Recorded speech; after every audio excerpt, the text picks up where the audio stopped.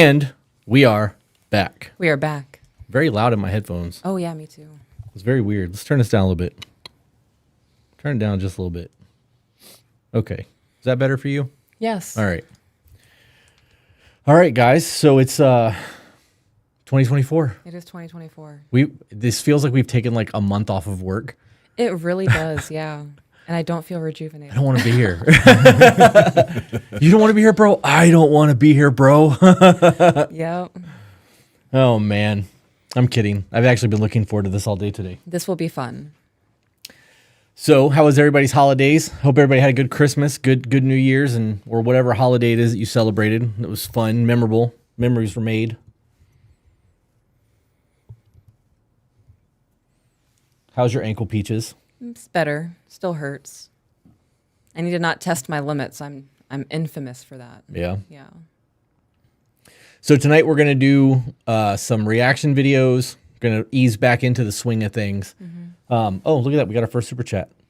Peaches, have you been watching these Gypsy Rose documentaries? No, I have not, but I'm excited to. I have been seeing little snippets here and there, and I saw some Instagram comments, and things are just very spicy right now. Yeah.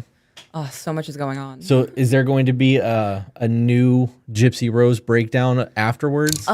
Maybe. Are you tired of this yet? No. I'm so excited about it, but I'm like, is it too much? Like, am I deep diving too much? She was on The View. Yeah. Yeah. Was she? Yep. Wow. Train wreck. Her, I bet her life is something she never expected it to be. It's crazy the things that we as a society glorify. Mm-hmm. Yep. Yep. All right. So people are saying you're going to love it and that she's doing the whole media tour. She's going to be a millionaire by the time this is all said and done. If she's not already. But yeah, between book deals and TV shows and Hulu and all the shit that's going on, she'll never have to work again. I think she amassed like almost 8 million followers on TikTok in 2 days. Wow. If she's monetized on that. Well, she will be. Yeah. That's insane. Mm-hmm. That is insane. Somebody said, where can you watch that? I don't know if you meant Peach's Deep Dive or all the shit that's coming out, but Peach's Deep Dive stuff is all on our Patreon. All right. So you want to just jump right into some of the super chat or the reacts? Yeah, the reactions? Yes. All right. This one? Yeah. Let me get these ready to go. Yep. Make sure they're working. All right. So this one I made a TikTok about today, but I want to talk about it anyways. Go ahead and hit the monitor button. So this is from Fight Club. This is a very short clip. I got it down to like less than 20 seconds, so it shouldn't fuck with our monetization. But we are talking about the movie Fight Club YouTube, so do not demonetize us over this shit. Since the beginning of the podcast, we have been saying things like, how does that serve you? And this is where I got that from. Tell you are by far the most interesting single-serving friend I've ever met. See, I just think everything on a plane is single-serving, even the... Well, I get it. It's very clever. Oh, thank you. How's that working out for you? What? Being clever. All right. So the first time I saw that, I thought, bro, that is the biggest FU. Mm-hmm. Like, that was the most clever, like, in return response because he was being clever, so I'm going to be clever back and slap you in the face with some words. And then it dawned on me that this is his alter ego talking to himself. Right. So this is one of those internal dialogues, essentially, because he's not real, where he's going, how is your cleverness and the way that you have been living your life working out for you? Right? So that's where my how does this serve you thing comes from, because I don't want to rip Fight Club. I wanted to make it mine. Right. And if you were doing things in life and you were repeating these processes and you're doing things and it's just the same outcome over and over again, how's that working out for you? We have to start making changes internally. And sometimes that change can be a 1% change. It could be a 10% change. And sometimes you have to change a little bit at a time. Because when you have things like a camera, for anybody that's ever actually used a manual exposure camera, you have 3 things that you can adjust to affect your camera: your shutter speed, your f-stop, and your ISO. If you adjust all 3 to get your exposure, it's not going to be right, because your shutter speed affects the light sensitivity of the camera. Your f-stop affects how much light gets into the sensor. And then your sensor sensitivity also does it. When you're really good with your camera, you can actually adjust all 3 and make it work. I need you to pause because I'm actually retaining this information right now. Yeah. Let me process everything you just said.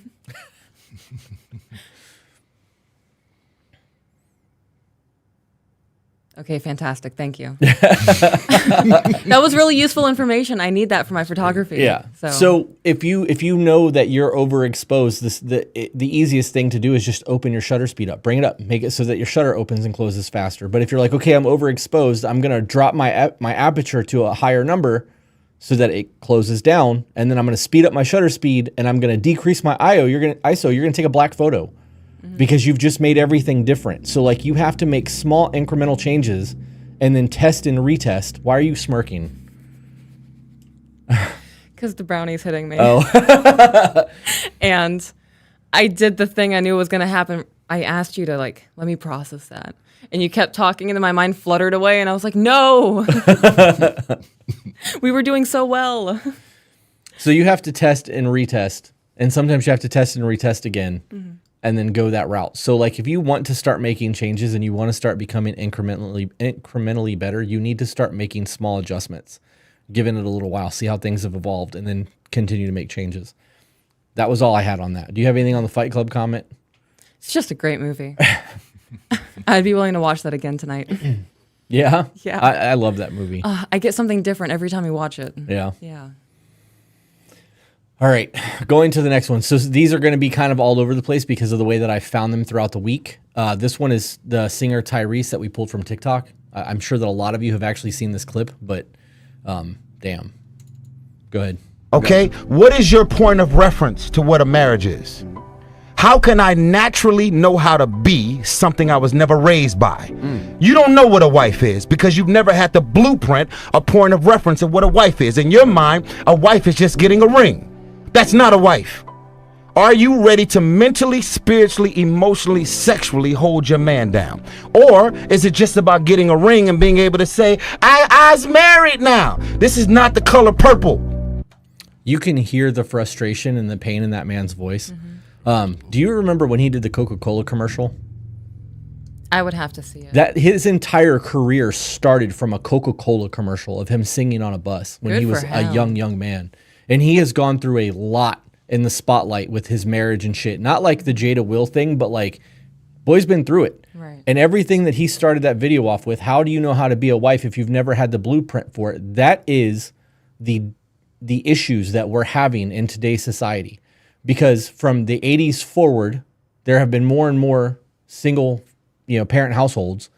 There's a lot less engagement with children because the average parent now spends 35 minutes a day that is not homework or, bedtime stuff with their children.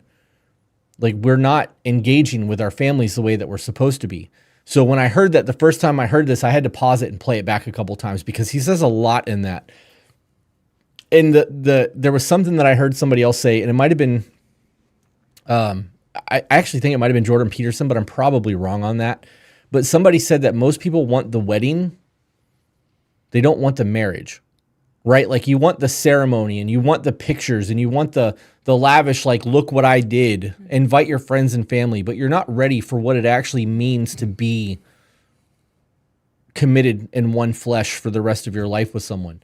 So like this one got me. I had to save it and upload it to the drive so that we can talk about it. I'm going to continue. Do you have anything you want to address so far? I want to hear the whole thing. Okay. You want me to just play it all the way through? No, if you want to pause it and talk, you can.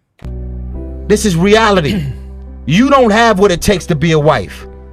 It's not just about the man. That's not the reason that marriages fail. They love to blame it the man. They love to say he cheated on me, that's why it's over. I am bored out of my mind. I'm with you. Listen, I told this woman, if I was stranded I was so bored.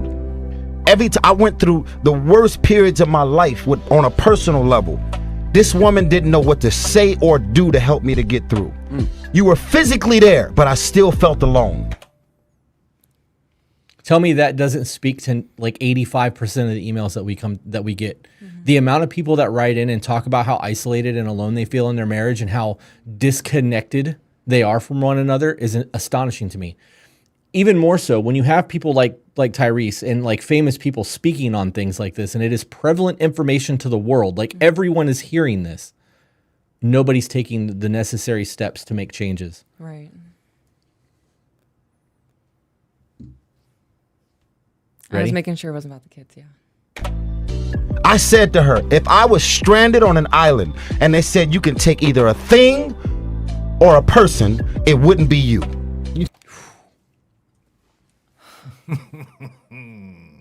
Oh man.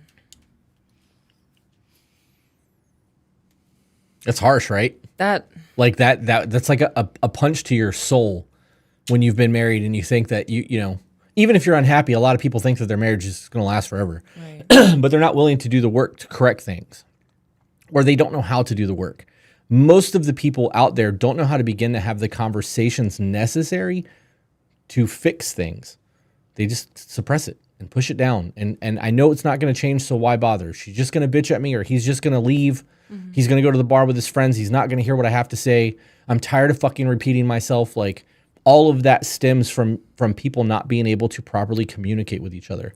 And it doesn't necessarily mean that like they're not hearing each other, because you can be hearing what's coming out, but it's not resonating. The comprehension has to be there in order for a conversation to work. Otherwise, you're speaking. It's a dialogue. Right. Monologue. One. Monologue. Don't even start on me, chat. Yeah. Told her that? I told her that. That's why you you're could've never just get broke that. it probably could have just broke that out. wasn't, You didn't have that to say wasn't that. about tearing her down. Listen, Okay. I'm already on an island and I feel by myself. Hang on, pause it. They're like, no, that's too harsh. You shouldn't have said that. That's the truth. It is the truth. He said, I'm already on an island by myself. I'm not gonna lie. I put myself in that moment, and he was like, I was stranded on an island and I had to choose between an object and a person. I was like, oh, I would choose my husband. It's like, I love my husband. And he goes, and it wouldn't be you. And I was like, I took that personal. That's a lot to process. It though. really is. Like, everything is so surface level these days. And they even took it surface level. Like, that's going to hurt her feelings. Mm-hmm. That's so deep. Yeah. I really want to find this full interview because of the frustration and like the passion in his voice. It hits. Mm-hmm. Like, people don't do that anymore. Everybody's so soft spoken. Like, I saw an interview with Post Malone and Charlemagne the God. And Charlemagne was being a complete fuckface to Post. I don't like Post Malone. Don't give a shit about his music. He looks like a slightly more tattooed version of me with gold teeth. Like, congratulations, we're both white trash. I don't know what to tell you. You know what I mean? So like, you've got a better singing voice. That's as far as I have anything for Post Malone. But to hear the way that interview played out, I was like, I can't believe that people are involved in interviews this way. And like, he just kept his cool. He was so nonchalant about everything. And like, he was just being blatantly disrespected. Mm-hmm. So to watch an interview like that, where a dude is just completely calm, cool, and collect, and then see Tyrese fucking enraged, like there's pain there. Mm-hmm. When you get in the most vulnerable, dark spaces in your life, when you're dealing with the roughest patches, your wife and your girl or whoever is supposed to be there to help you to get through. It's me and my baby. There's nobody else. You can't buy me nothing to fix this. You can't pull up a car with a ribbon on it to fix it. I need to have a conversation with my woman, with my wife. They don't understand that. They would say that whole thing is that's it for me. Like, I don't need to play the rest of this video. That line was like the hardest part of all of this for me. Because out of everything that happens in your relationship or your marriage, people say you shouldn't be vulnerable with a woman, right? And like, I've countered that on TikTok and was corrected on the definition of vulnerability, and I deep dived it. And like, I don't like that term now because of it, because it actually it is opening yourself up to harm. Right. If I'm coming to my woman and I'm allowing her into all of my darkness, that's not me opening myself up to harm. That's me trusting somebody that has earned my fucking trust, love, and respect. And if you're looking at your woman as somebody that you can't be vulnerable with because of past experiences, you got the wrong fucking people at your table. It's time to get a smaller table. You go to Rooms to Go and buy this 16-person fucking table thinking that you're Bruce Wayne in the original Batman movie. Oh, I've never been in this room. Hey, can you pass the salt? And they're like all the way the fuck down there. Like, you got too big of a table and too much space in between. You need to get a smaller table. That all of that comes down to... And the reason that I wanted to say that, the reason that I said that is because the amount of people who meet, swipe, fuck, and commit with no foundation whatsoever and then want to talk about trust 8 months in, oh, well, they did this. Of course they fucking did that. You don't know each other. You've been together for 5 months. You met, 5 months and 2 days ago, and you guys are living together already and you got a baby on the way. Like, how much do you really know about this person? I guarantee you they haven't divulged their darkness. You haven't seen the worst side of them yet. You haven't seen them at a low where you've had to physically go down there and pick them the fuck up because they had nothing left in them to continue forward. Like, that's what you're supposed to have in your person. We don't have that anymore because the foundations aren't being built. I'm going to turn this one off because I will do this all night over this video. The interview you're looking for is The Breakfast Club. That one? Mm-hmm. Okay. Which one did you upload? Do you remember, babe? Oh, word. No, I don't. Okay. Some of these, we're gonna get into some of these. Some of these are the Whatever podcast. Why are you looking at me like that? Because a lot of things just happened for me. You were just like up there, just doing the thing. We've had a vacation. I'm ready to go. Like, It's so hot. put me in the ring, coach. I am Y'all so need a in love minute. with you. It's stupid. You're just fantastic. And then my friend messaged me. And she sent me a screenshot because she opened TikTok and it was me. And she was like, bro, I thought you lost your arm. And it was, Oh, we're probably both medicated. It's all right. So some of these are the Whatever podcast. And though I agree that there are good points on the Whatever podcast because there are conversations that are had that I'm like, I agree with that. I do not agree with the mode, the delivery of the information given because I feel like they pick the dumbest people just to berate them and make them look more stupid. Because if you were to have conversations with people who are versed and have done the work that you have done setting up for the interview, you're going to have a conversation versus you just hitting them with statistics because you got your little screen and they're on the other side arguing their fucking point from their feelings. Like, it looks like middle school bullying to me. it kind of does. It kind of does look like bullying to me. However, there were clips that came across my feed that I had to upload. Go ahead. Just like we as men have to prove ourselves to you before you sleep with us, I'm of the opinion, and I'm instructing men to do this, you should be screening women just as hardcore as they're screening you. I agree. 100%. That should be across the board. Background checks, everything. If you have kids, I actually agree with Yeah. that. Like, that's not a joke. If you have children under the age of 7, you should be doing background checks on people that you're bringing into your life. You never know who's trying to get close to you for your children. Yeah. But I agree with that. And I actually think that men are the prize, right? And I don't care if this is going to get me hate. We are supposed to protect, provide, and lead. You are supposed to support, right? That's you're supposed to nurture. You're supposed to be there to help me when I can't do it anymore. But the world is on my shoulders so that you can live your best life. That is what marriage is supposed to be. It's supposed to be a small team creating a family and doing the fucking thing. If you don't have that, like, what's the point in that? Like, if a man is no longer the prize and we're still expected to produce, provide, protect, lead, father, husband, and you guys don't have to do shit, how are we not the prize? Right. What are you bringing to the table if that's the case? So I agree with that. The issue that I have, though, is that to think that a woman doesn't bring anything to the table is also false.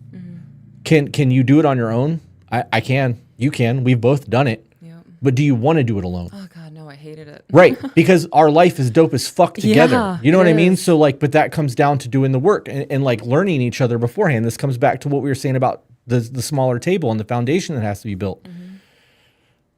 Go. So I think men should wait to provide until you've proved yourselves to us. You don't get the benefit of my provisioning until I know you are only talking to me. Because like I said earlier, one of the main reasons I don't want to pay for a girl on a first date is these girls are dating multiple dudes. They're sleeping with multiple dudes. You don't get my provisioning until I know you are only talking to me.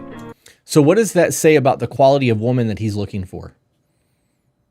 Right, I'm not discounting the fact that women fuck around with multiple people and like Right. they use dudes for money and there's, what do they call it, the fucking date thing that they were talking about on the news about how women are using men multiple nights a week to get free dinners. Foodie calls. They were foodie calls.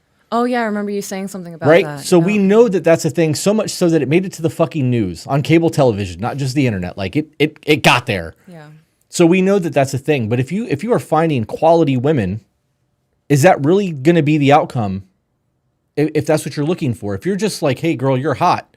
And she's like, oh, yeah, really? You want to take me to lunch? No, bitch, I don't. Like that's all you got. You know what I mean? Like, Yeah. so where's the research? I agree with that. But he also said that I shouldn't be paying on the first date. You're wrong. The gentleman should pay on the first date. You may not be a gentleman. That's fine. I don't hate you for that. You should step your game up, whatever. But why are you providing? You think that buying a meal is provision? I buy homeless people food all the fucking time. I get nothing from them. Yeah. So how is that any different? It's not a scratch my back, I scratch yours.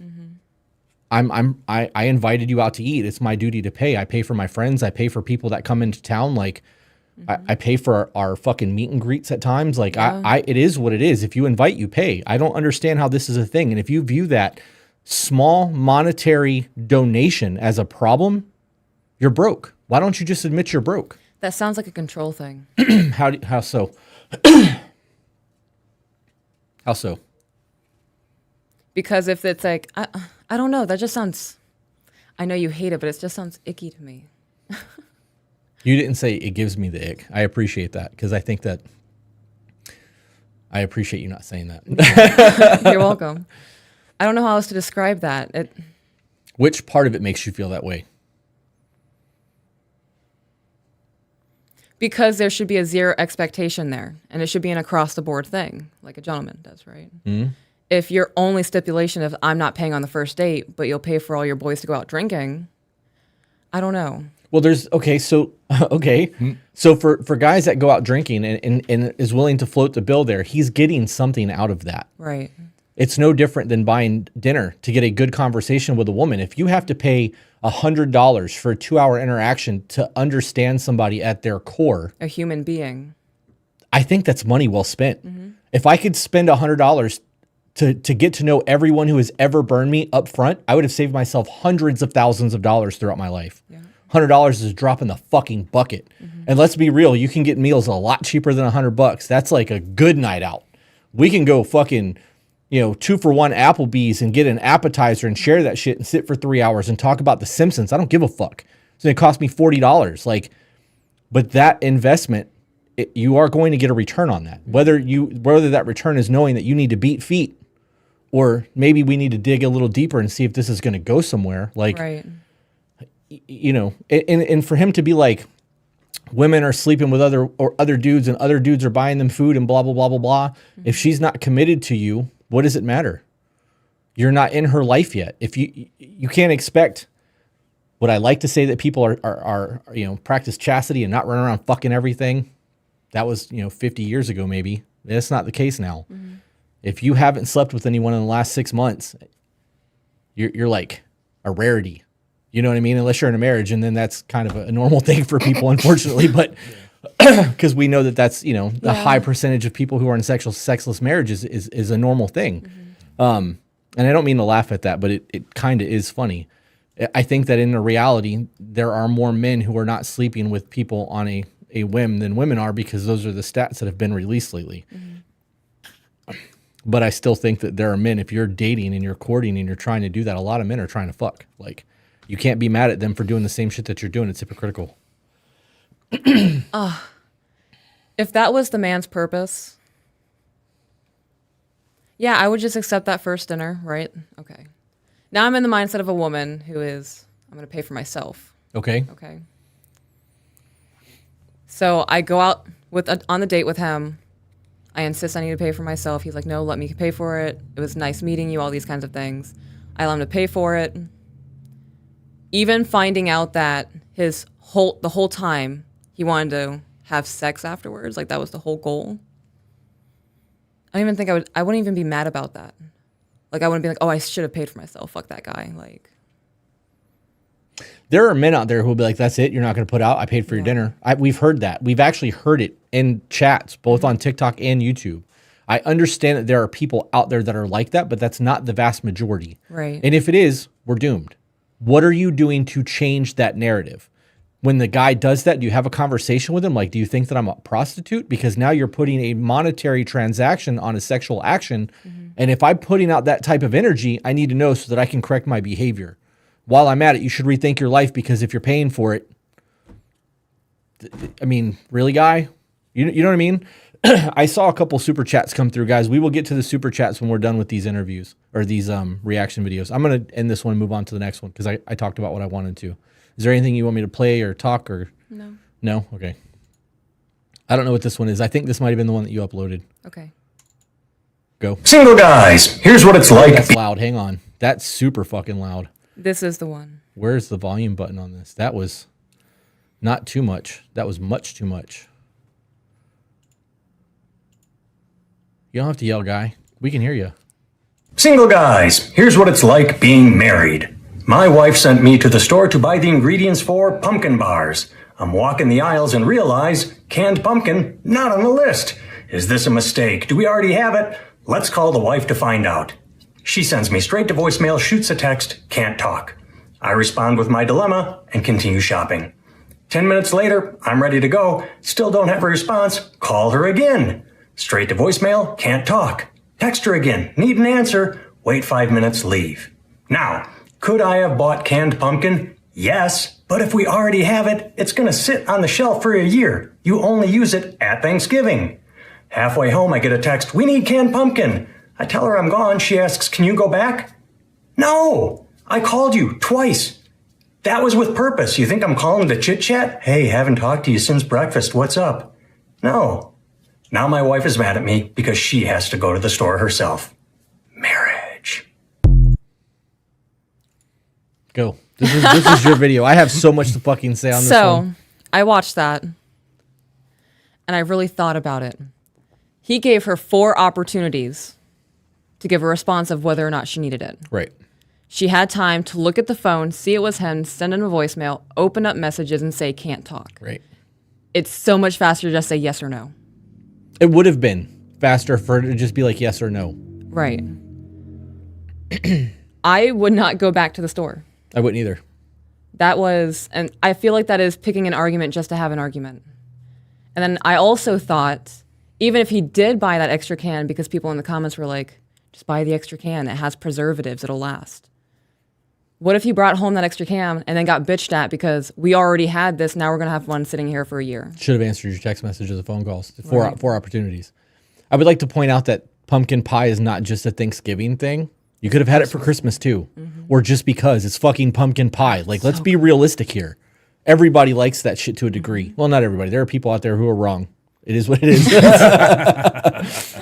But that's so my take on all of that is very different than yours because when we talked about this in the car the other day, you were explaining what was happening and I took it as if you send me anywhere and I call you and you don't answer the phone, I don't call people. Right. If I call, like, it needs to be right now. I don't have time to wait for a text message. This is important. And if you send me somewhere and like it wasn't on the list, I wouldn't buy it. I wouldn't even think to ask because you've made the list. And if I got home and you were like, why didn't you buy this? And I'd be like, because I don't cook. This is your shit. You told me what to buy, so I bought what was on the list. Right. Right. So that would have been that. But my hang up is the fact that there was 4 requests for connection from him to serve her in the fashion that she needed to be served in, and she chose to put him aside. If I call you and you're on the other line with Jesus, you better put that motherfucker on hold. Because you don't know what's going on. I could have been in a car accident. I could have been, on my way to the hospital. I could be getting ready to be arrested. Like, I'm not calling you because I want to have a conversation. I don't do that.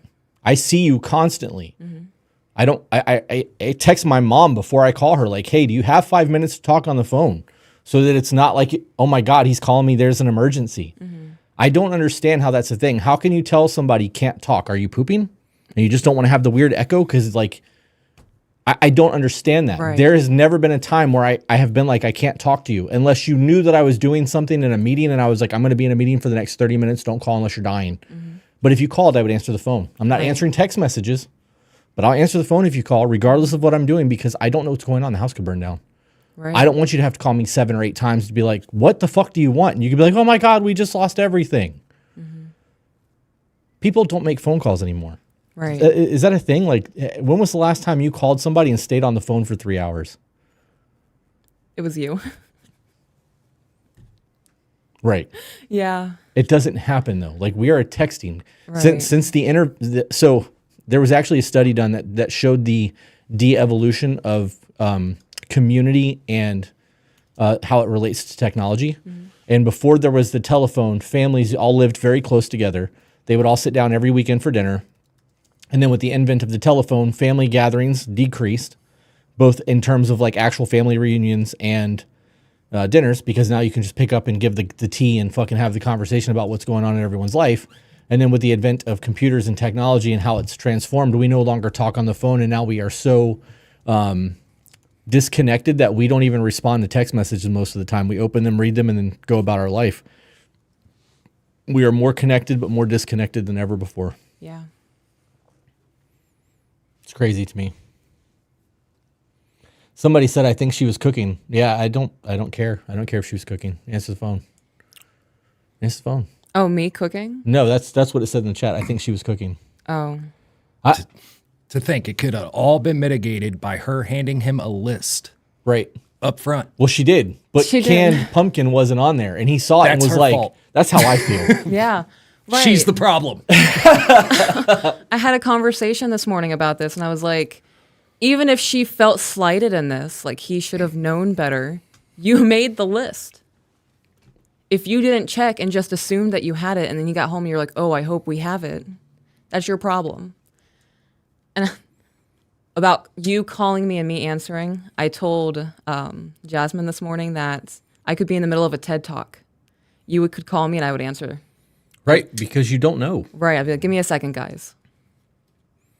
That falls back into what I was saying earlier. It falls back into the Tyrese video. Yep. I'm already on an island alone. I need my fucking woman. I need my partner, right? Like, that's what that comes down to. You leave and cleave. You leave your family, you create your own. So when you marry and you create your own family, it's supposed to be Bonnie and Clyde until the end of time, or until the end of your time. You shouldn't have to rely on other people. If I call you and I'm depending on you to be there for me and you're not, I now have to start calling other people. What does that do to the bond that you and I have? Because I now know subconsciously that if I need you, you're not going to be there for me because you couldn't pick up the phone in a time where I am in need, right? It would also mess me up knowing that if I called you 3 or 4 times and then Troy called you and you answer. Yep. Damn. Mm-hmm. Yep. And some people may not even catch that right away. Like they may not realize what that actually looks like in the moment. They just be like, oh, he answered his phone. We did one of the things that we had talked about with somebody who had been gone on a business trip, and he came in and he looked at his wife and saw his wife and was getting ready to give her affection, and the phone rang and he went and answered the phone. Do you remember that? Yeah. He had the dilemma. It's the same thing. Subconsciously, you are going to register all of that shit. You may not cognitively know what's happening in the moment, but it's going to hit you. It may hit you at 3 o'clock in the morning the next night, but it's going to hit you. And when it does, you're going to be fucking pissed. So I would not buy the can. And if I left the store and you were like, hey, we need that, I'm like, we're not having pie. I'd be so mad at myself. I would go out and get it. Yeah. And I would own that to everybody too. Be like, sorry, the pie's late, guys. Fucked up today. Yeah. I side with the husband. Assumption is the mother of all fuck ups. Yeah. You want to know the gangster move, like the real MVP aspect to all of this, how he could have won and like been the hero? DoorDash Perkins. Full pumpkin pie. Yep. Tell you what, babe, I'm gonna take the L on this one. I got you. I'll even make sure the pie is made. Let's see if they notice. And then just order Perkins. Stop him at the edge of the driveway, open it up real quick while you're gone. Yep, that's funny. Oh, man. All right, next one. Why are we going to a top tier restaurant on a first date? Why are we dropping $200 to $300 on a stranger? You can donate that to a fucking homeless shelter.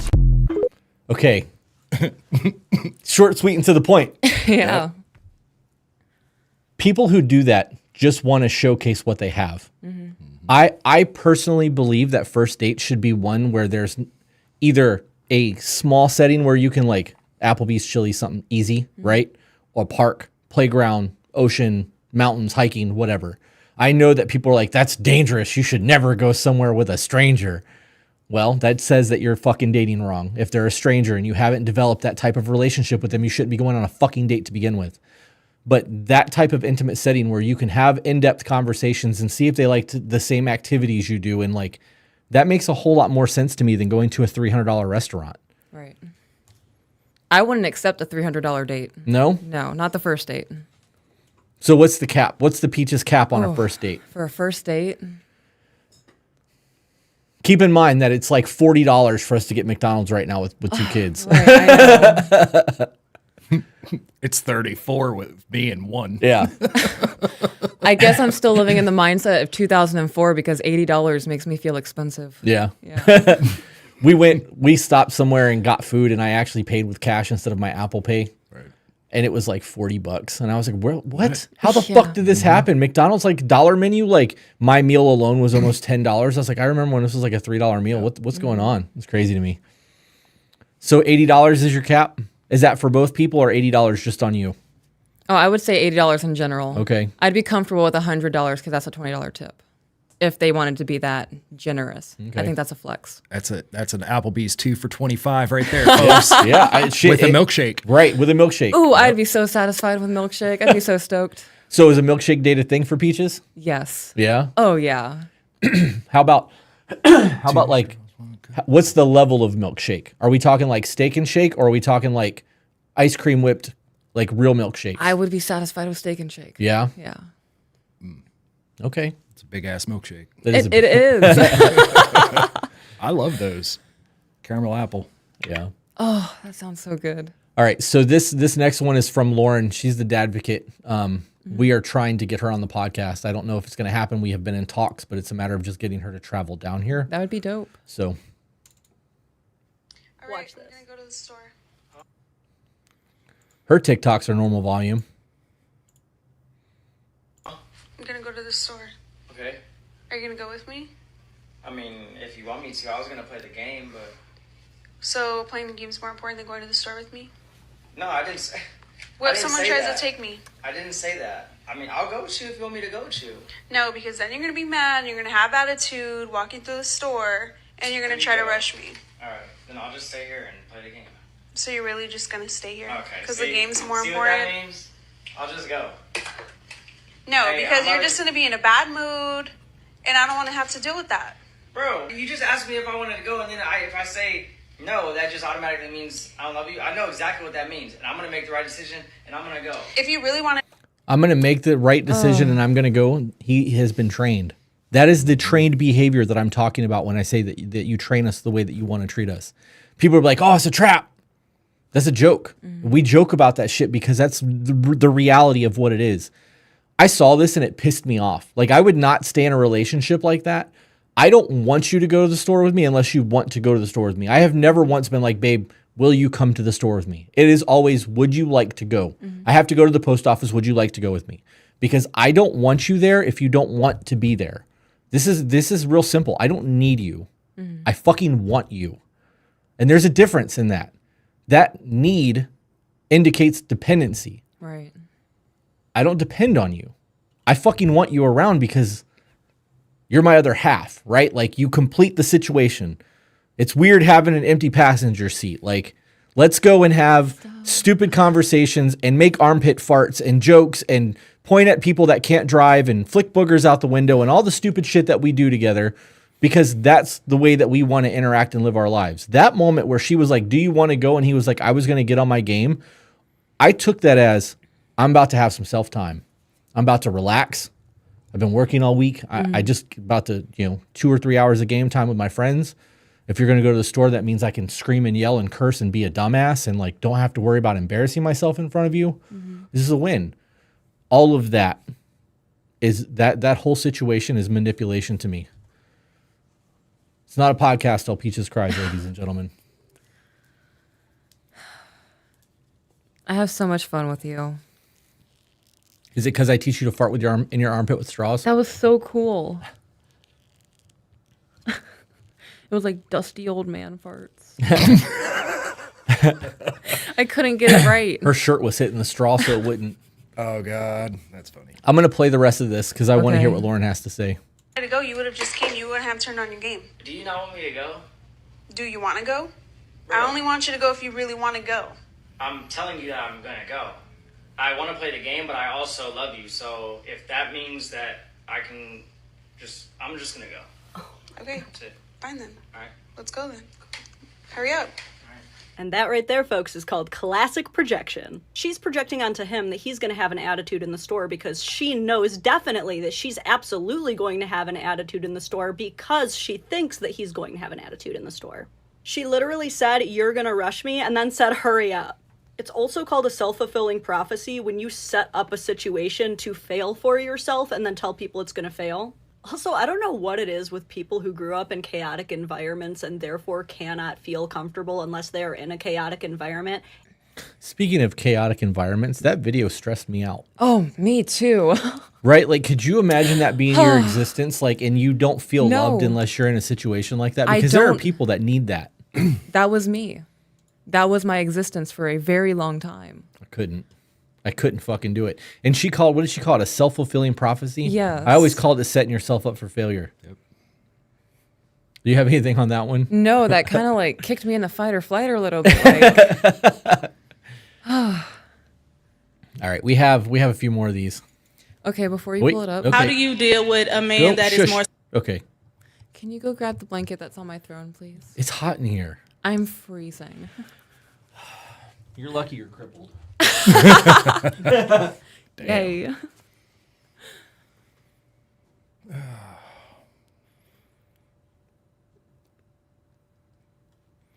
You know, being over here, I try not to think of a lot of the stuff in the moment. Yeah. That we're viewing. Mm-hmm. I am that guy. I was gonna be funny and throw it at you. Oh, I could have caught it. You weren't paying attention. It hit you in the face. No, my spidey senses would have tingled. Yeah, afterwards. I laughed because I said it. I was full confident in saying it, and I really thought about it. And I was like, no, my drink's sitting there, and I was like, no, I'm really enjoying that book. Delayed reactions. Oh. What are you reading right now for the people who are gonna ask? Oh, really? Hang on. I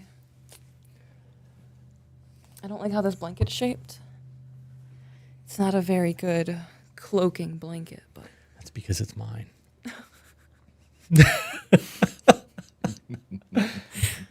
You guys want to hear the history of blankets in the Burkett household? Every single time I buy a blanket, it goes missing. Every fucking time. It doesn't go missing. No, it does. It does. And I'm like, hey, where is that? And she's like, at the studio. I'm like, oh, that helps, right? So I buy this blanket when I buy myself these new jackets. It's got the Sherpa hoodie linings in them. Mm-hmm. And I'm like, this one's mine. I washed it, got all the extra lint off, and I walked out and she's fucking under my blanket. I'm like, are you kidding me? Like, this is mine. There's no other blankets in the living room or on the couch where we can lay and use except for my blanket. And I haven't used it once. I think we both have the same issues here. Yeah. It happens to me. Hoodies, blankets, all that.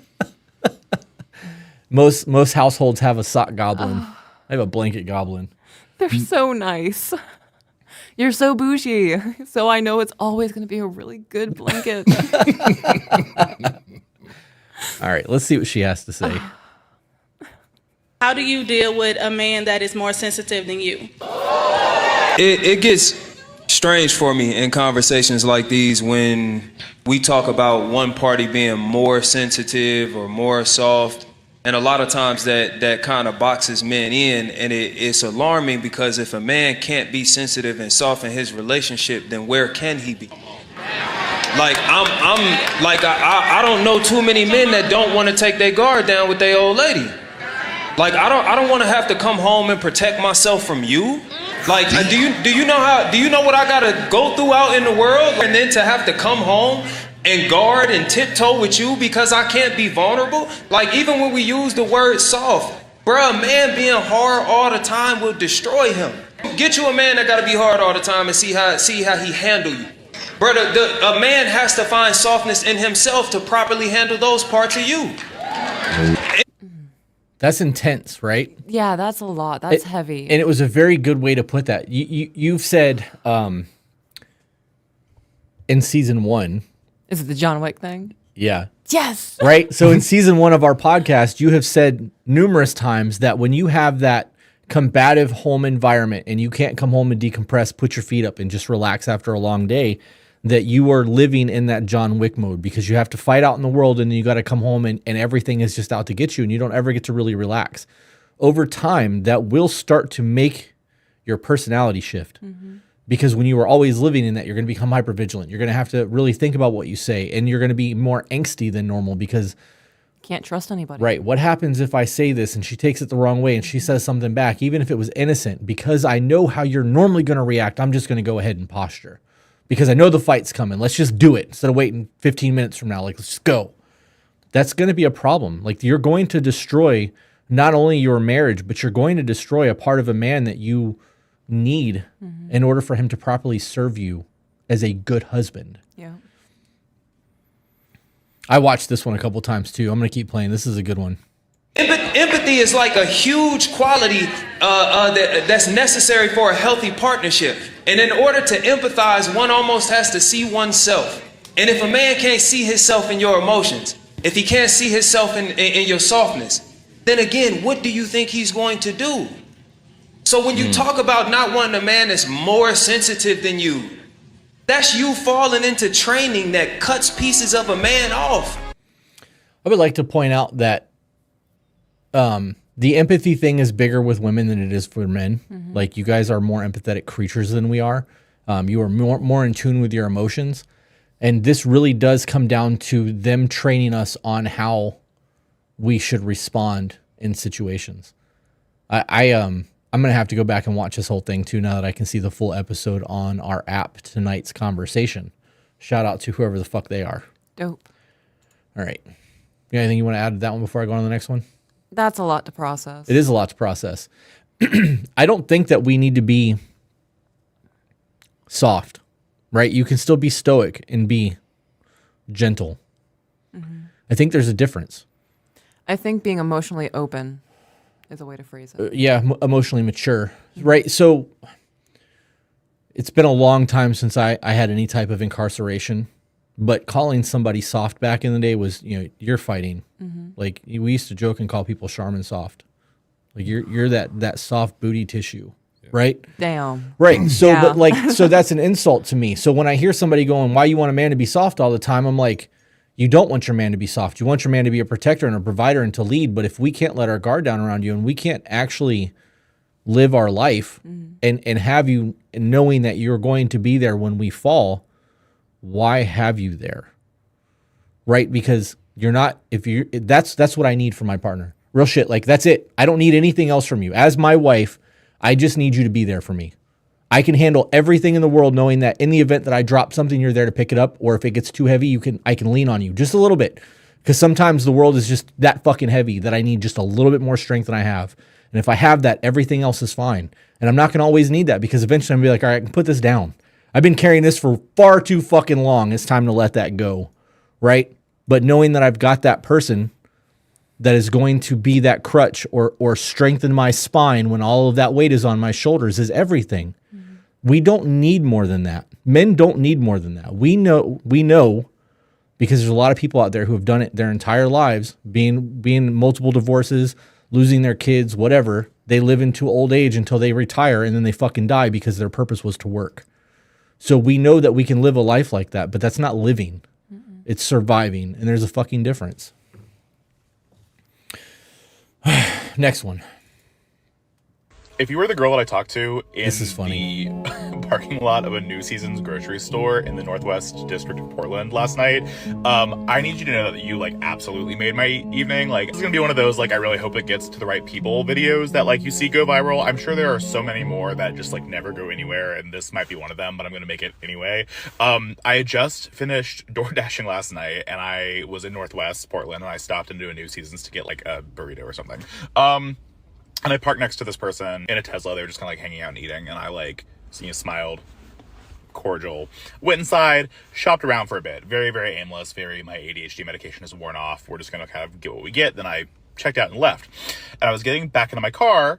They were still there. They were vibing. I think I do that sometimes, when you just vibe in a parking lot. Maybe not just me. Cool. Anyway. And she rolled down her window and was like, hey, are you single?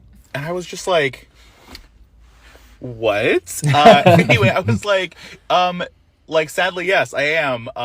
Also, very gay, though. And she was like, oh my gosh, of course, gay. I figured maybe there was a chance. And I was like, that's, honestly so flattering. I was like, no, thank you. Obviously never heard. Okay. So I don't need to play any more than this because that's what I wanted to address. We are so used to not being complimented or flirted with. And most of us are so fucking oblivious to your advancements that we don't catch it. That direct line from her towards him made him blush. Talking about it after the fact. Ladies, pay your men a compliment. It's not fucking hard. And if you're single and you're looking for a man, shoot your shot and be fucking direct. Don't be like, nice shoes, want to fuck. Be like, you know what I mean? Like, Oh man, hit him with that. I couldn't resist. No, that was good. Be forthcoming. I really like your beard. Can I sit on it? No, I'm just kidding. Don't do that either. Good God, coming out the woodwork. Sorry, we took time off. It's been a good fucking couple weeks. I'm revived. Like I feel like I got my batteries off the charger and put them back in, and I'm good to go for at least a week. Shoot your shot. Pay a compliment. I love the color of your eyes. Would you like to get coffee sometime? Men will catch that. Okay, she just complimented me and asked me on a date. Shoot your shot. Men also don't feel comfortable asking women out anymore. No, we've been trained not to. We have been trained not to. I kind of want to go through all of these, but I'm seeing more whatever podcasts, and I feel dirty using these clips. Yeah, it makes me feel like sand on me. We're going to do it anyways. I want to hear from Thor here. Okay, pause. I hate the fact that she called him Thor, but I love this dude.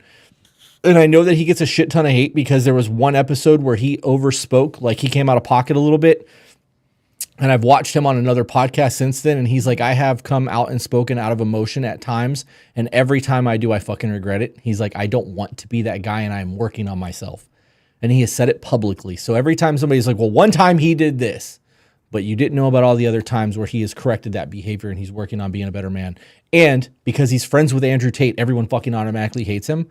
But he's a small town kid from Louisiana, and like he has created a business, and he's a multimillionaire at 37 years old who is now donating his time to help young men become entrepreneurs. And he's doing a lot of it for next to nothing. So I actually think from what I've seen in the research that I've done on him, he's a good dude. Okay, going on. I feel like a Hemsworth brother. It's a compliment. What would you like to know? I mean, we're talking. I want to hear your, like, just chime in, I guess. I mean, it doesn't have to be now. I guess maybe you didn't want to say anything on that one, but... One thing I would tell you about the word empathy. One of the first things I would teach my sons is that empathy is not going to matter. You should not expect empathy from anybody in your life. It's nobody is going to come save you. Yep. Nobody is coming. I think the best day of a young man's life is the day that he realizes that nobody is coming to save him. If he can get himself in a place of competence where he can get excited about the fact that nobody's coming, he'll not only be free, but he'll separate himself from the competition and win. And my sons will win. Empathy will not be a word in my house. Okay, so two things that I needed to point out in this. One, we learn that, period. The other thing is how we learn that matters. We can learn that from our family members by teaching, like, nobody's coming to save you, son, so we're going to make you self-reliant. By the time you're 13 years old, you're going to know how to take care of yourself. You're going to have to do the work to win. It's teaching, right? The other way is by showing them, oh, I'm sorry you did that. I can't help you get fucked, right? Because that's the reality for a lot of young men. And when you learn that lack of empathy by it being shown to you, you get cold real fucking quick, and it will ruin the first half of your life until you are shown either through a mentor or something clicks that you need to have some sort of self-reliance, and that empathy does need to be there, but it needs to be on your, when you choose, right? Like you need to be able to turn that on and turn it off. I think that, again, I like this guy. I like the idea of teaching our kids that nobody's coming to save you. We talked about putting that on a shirt one time. I like that phrase. I know that Ronald Reagan said the most scariest sentence you can ever hear from the government is, we're the government, we're here to help, right? Nobody's fucking coming to save you. If somebody's coming to save you, they have their own agenda. If you think the government's going to help you, look at Katrina, right? Yeah. Dude, I mean, you ain't wrong. So you look at anything in history, they haven't. And it's like that in every facet of your life. If you think that you have people that are going to come help you when you really need it, think about who you could call at 3 a.m. If you are in need, I have 2 people that I can call that would actually make it through my do not disturb, and one of them will be in the bed with me. You know what I mean? And like, so I'm not even there for people like that because those 2 people are in this fucking room right now. So like, I know that if I called Steve, he would answer the phone. It wouldn't matter what time it was. I know that I have other people that I'm close to. I know that I wouldn't choose them to call. Like, it would be, hey, I need a ride on July 13th. Can you schedule that? Like, that's a very different scenario than, hey, I was driving back from Tampa. I'm an hour from the house. Both my tires went flat, and they're talking about 2 hours before a tow truck can get here. Can you come get me? Like, that's a very different thing. Having somebody show you that you have no one versus teaching you to be self-reliant are two very different things. That's why I saved that video. I think not discussing empathy, not having empathy be a word in the household, eradicates the word, and that's a problem. Why? Because mothers need empathy. And men, to a certain extent, need to have empathy, because what's the point of protecting something that you don't have empathy for? That's a good point. Mm-hmm. That's a good point. Damn. In that conversation, though, it wasn't about teaching young men to protect. That conversation was about knowing that you were going to have to do it by yourself. The amount of people that I know that have tried to open their own businesses that didn't have a support system around them and failed simply because they didn't have a support system is huge. So knowing that you can teach somebody to do it by themselves, I guess maybe that's more important than the empathy aspect. I may have to reevaluate that one. I didn't think about that. It's a good point. It's a good point. Is that empathy though? Is it empathy? Because like, and I'm not trying to discredit your thought. No, elaborate. Chivalry is not about it's not about having empathy. It's about knights protecting those who are weaker than them. Right, but you would go to bat for our family more than you would, like if there's a natural disaster, you're making sure your own's taken care of first. Right, because no one's coming to save you. That's not empathy. That's me making sure that those that I love are taken care of. I don't think that's an empathy thing. I don't think chivalry and empathy can be. They're not the same thing, though. Right, they're not. So on the chivalry thing, right? I think chivalry actually comes from arrogance. Okay.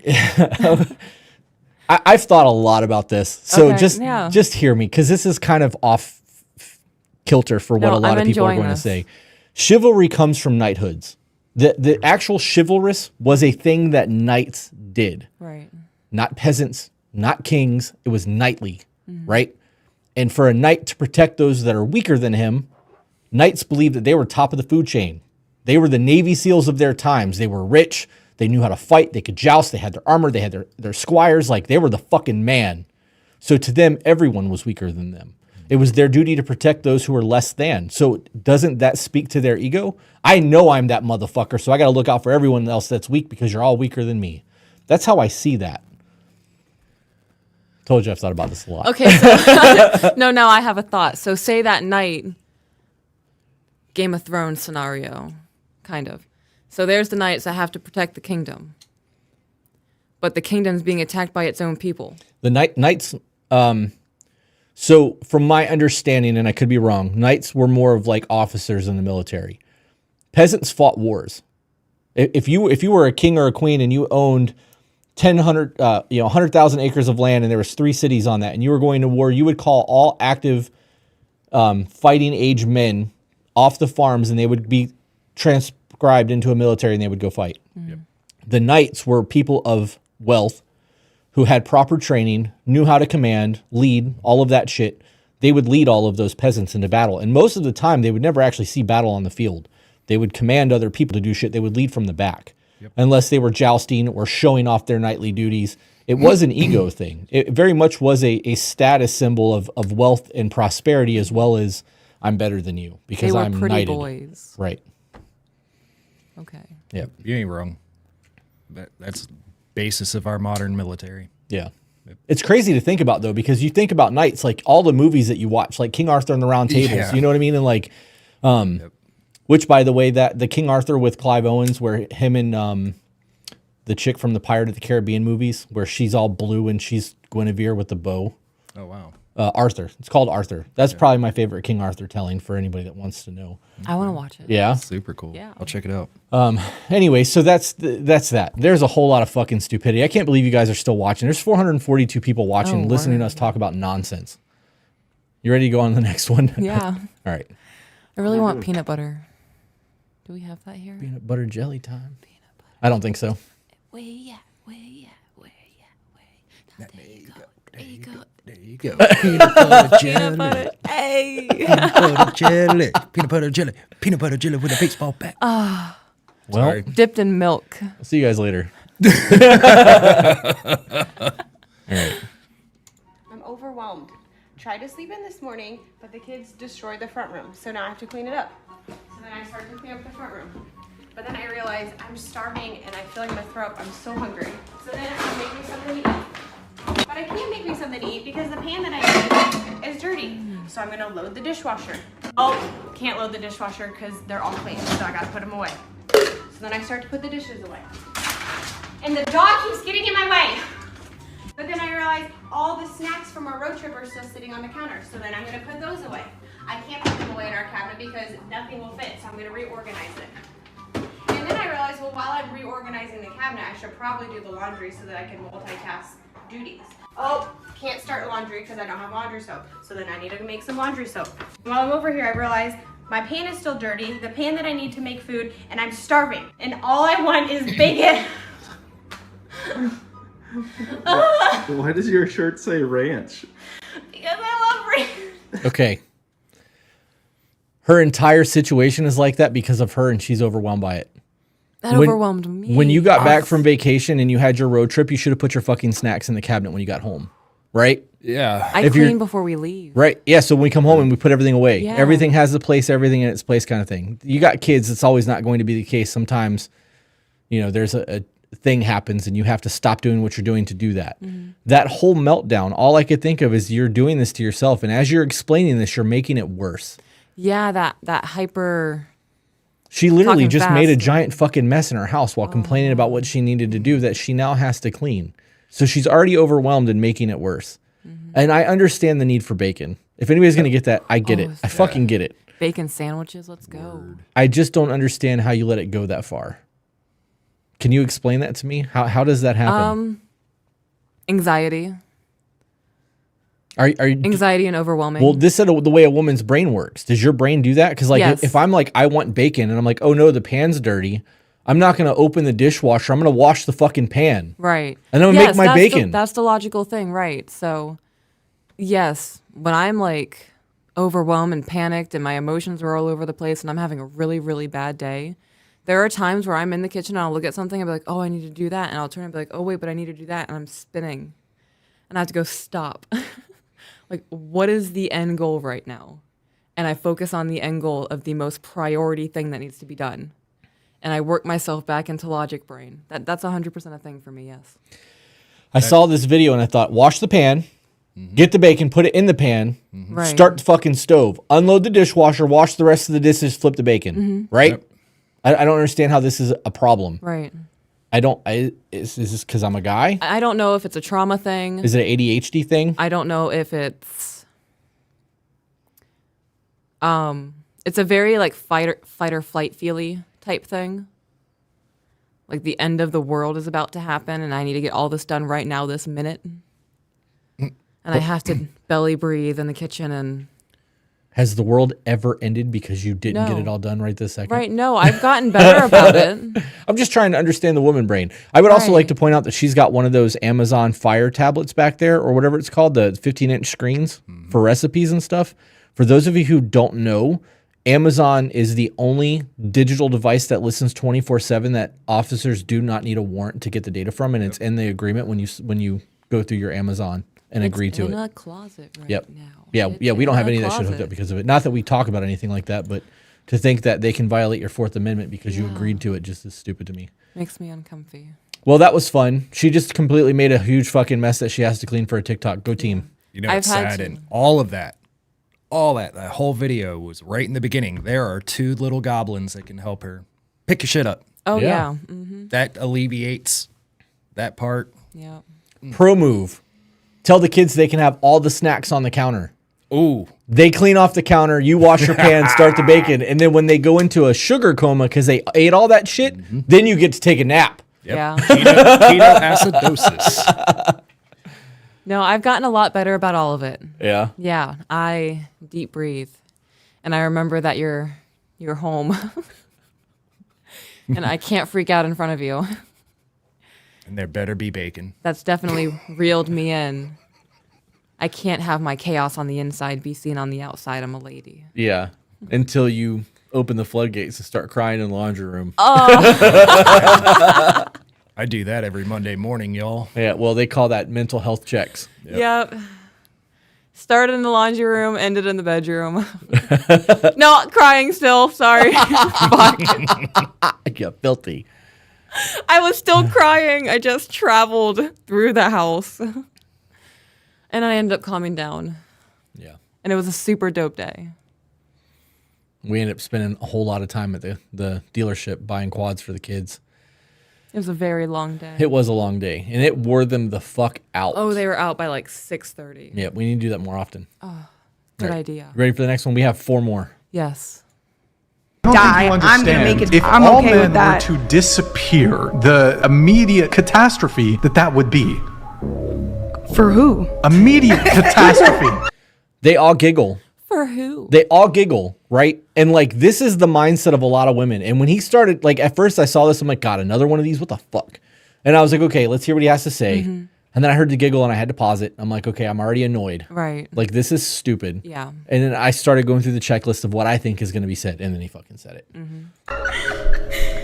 I don't think. How? Okay, so water, sewage, electricity, gas, fuel, refinement, telecommunications, IT infrastructure, road maintenance, delivery drivers, police, fire rescue. How about other things like fracking, electrical maintenance, nuclear engineering? Like the list goes on and on and on. Critical infrastructure, if all men disappeared, would fail within hours. The telecom network, loss of power would be because there's nobody maintaining it. I guess I just don't care about technology enough to care if the power goes out. Could you imagine what would happen if her microwave failed or she no longer had access to grocery stores or DoorDash? Yep. I don't care about technology. No, you don't? I guarantee you're not very active. I can see you. Do you know how to farm?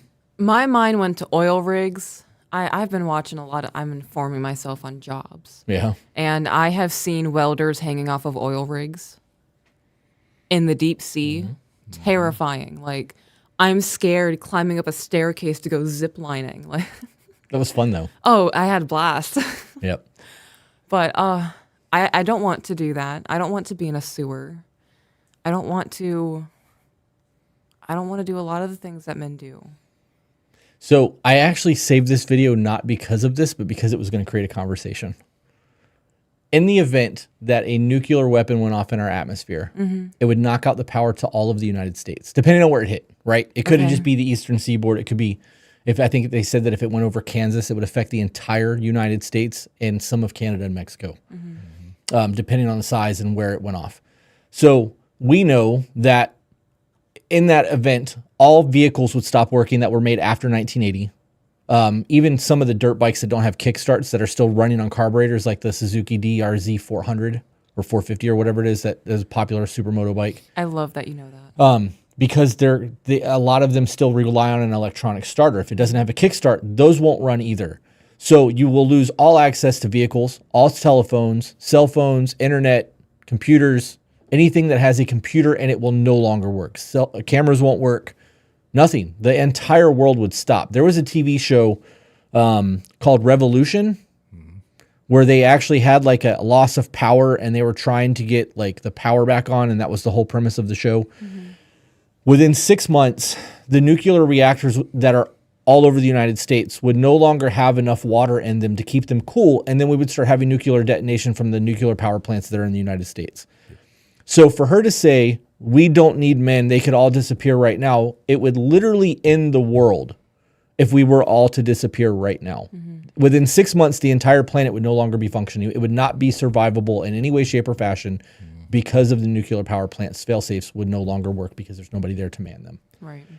And even if women are in that field, are there enough women to take over that completely? No. Right.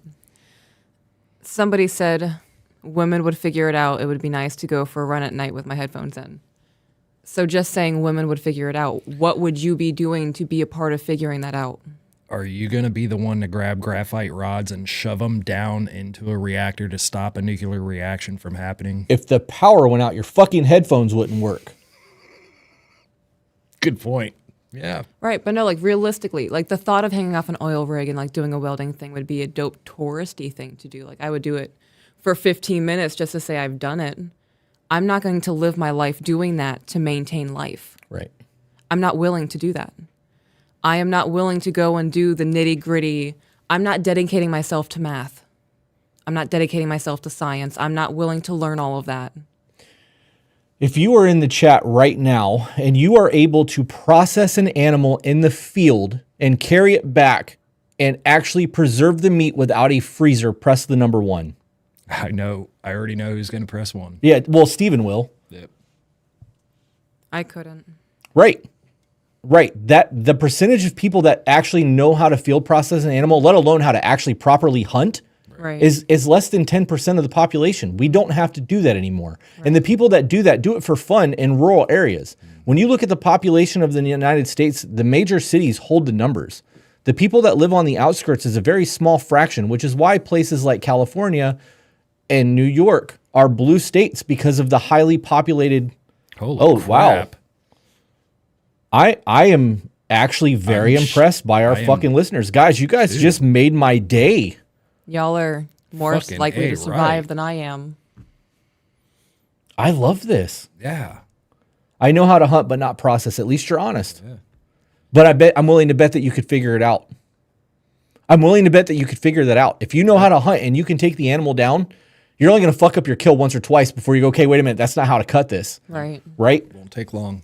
The hunt and the processing is only a part of it. If you don't know how to preserve the meat after you get it back, that's a problem, right? So like my sister is a faux homesteader, right? She's like, she doesn't have a homestead. She has chickens and she's still kind of living in the city and going to the store and doing that aspect of her life, but she doesn't actually go out and hunt her own food. And she's preserving. Right. So there's the other half of that. So I can hunt, I can field dress and bring everything home and I can smoke to make my shit last, but I don't know how to fucking can. Yep. I'm not doing that. I can salt the meat and hope to God that predators don't come get it. And store it in a refrigerator afterwards because it's hard for a bear to open a refrigerator, but like it's a lot. So when you really think about things like that, when you hear people say, yeah, I don't care about technology, all the men could go, you say that until you have to fucking do all the shit that men are currently doing, and then you don't want to do it. And to the chick that was like, it would be nice to run at nighttime with my headphones, I don't know what to tell you. Like, move to a better area. Don't run in shitty places that's not safe.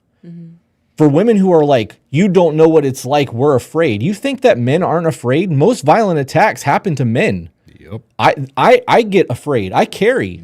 I don't go to certain places because my life could be put in danger. It's common sense.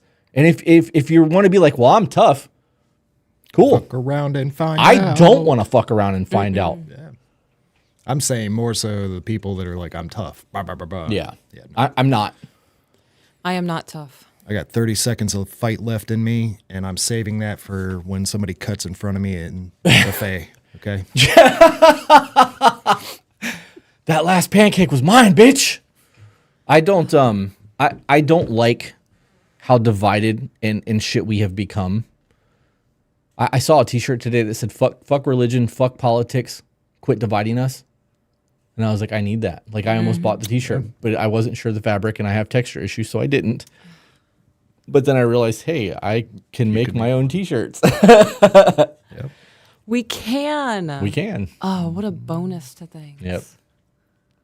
I want to start snapping to things that I like. Clapping is too much for my ears. I've noticed that with the children. What was that show they did that? I don't remember the name of the show. Anyone out there in the chat? Instead of clapping, they were all like... Yeah. Yeah. That's going to bother me. Don't they do it for poetry? Oh, are you talking like an actual show? There was a show where they actually, like, that was the premise. Huh. Maybe it was a skit show. Maybe it was SNL. I don't remember, but like... Here's the mindset, right? Somebody said, I played a game of Would You Rather with one of my in-laws, and the question was, would you rather have running water or electricity in an emergency situation? And some of them chose electricity. Ooh. That says a lot, right? Yeah.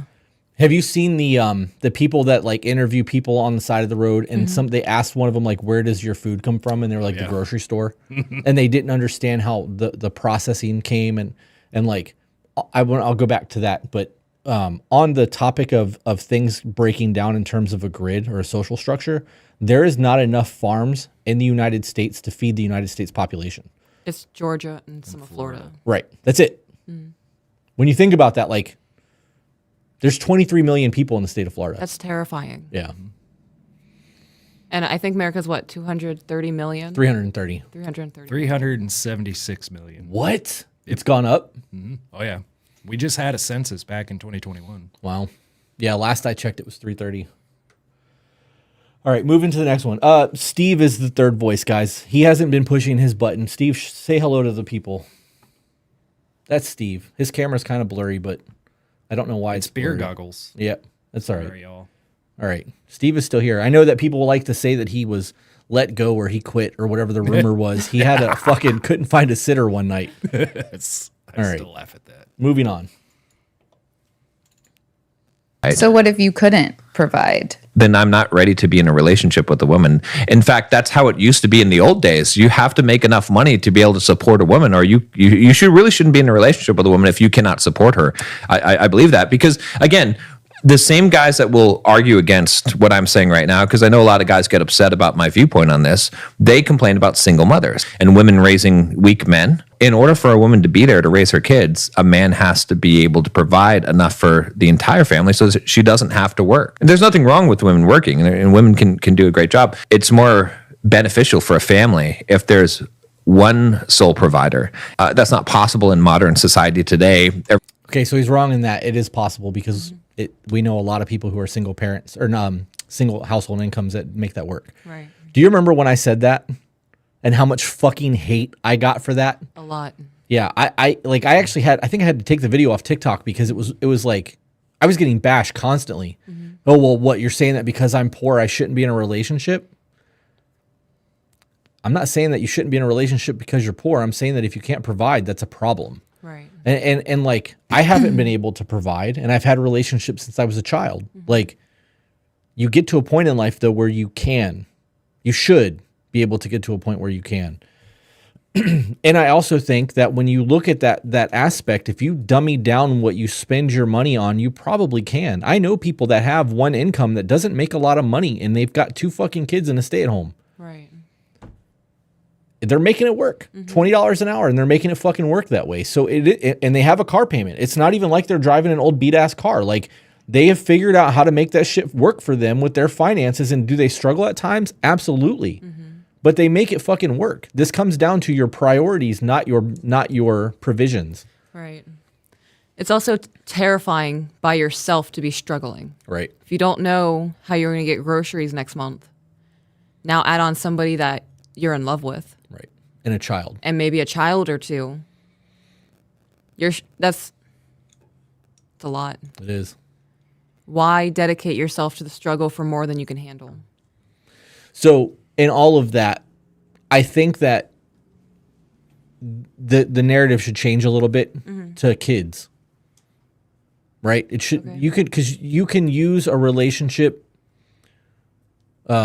You can use, and I'm using the word use intentionally, you can use a relationship to level your life, right? You can find somebody who's more driven than you are.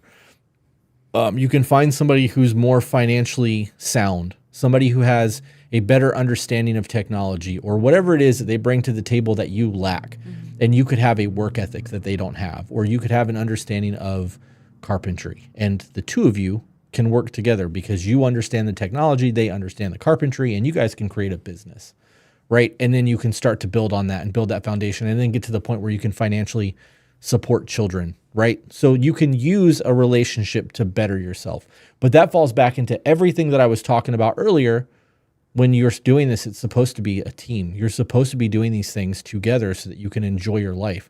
Because even doing that, creating that business, if you're just living check to check and struggling for your business, you're not really living. Do you have anything on that one? We have 2 left. Do you want to keep going or you want to read an email? Let's keep going. Okay. Exciting day of running errands. Schadenfreude, the experience of pleasure, joy, or self-satisfaction that comes from witnessing the humiliation of another. We have a lot of delight in watching women who make themselves visible fall. There's a cultural pattern of women being brought down who dare to be seen. It's a shot across the back for the rest of us, a warning of what happens when you become visible, what happens when people pay attention to you, what happens when you express your gifts. We love when they're put back in their place, ideally below us. Amy Winehouse, Meghan Markle, Princess Diana, Anne Hathaway, Britney Spears, Lindsay Lohan, we cheer these women on in the ascent, and then they hit a critical point where it's too much and we destroy them. Or if we're not actively destroying them, we celebrate their destruction. It's envy because so many of us are scared to be seen, express ourselves, or feel like we just can't do that. And this is the blueprint of persecution for visible women. So it's not just a women thing. That's the way it is across the board.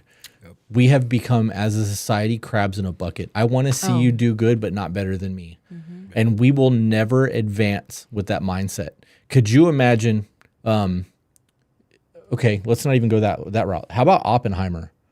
Right? We watched that movie while we were on vacation. And when you look at the Manhattan Project and the amount of scientists who were involved in that project, they were all working together. Yep.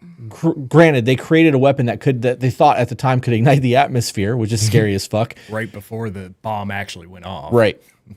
So, but that's a whole different thing. None of those people, Oppenheimer got famous from that, but the amount of scientists that were there in his little town, there was a lot of them. And there's a lot of brain. Right. But none of them were doing it for their name. They were doing it to end a war or to create something new or to understand physics better. They all had their reason, but none of them were trying to take each other down.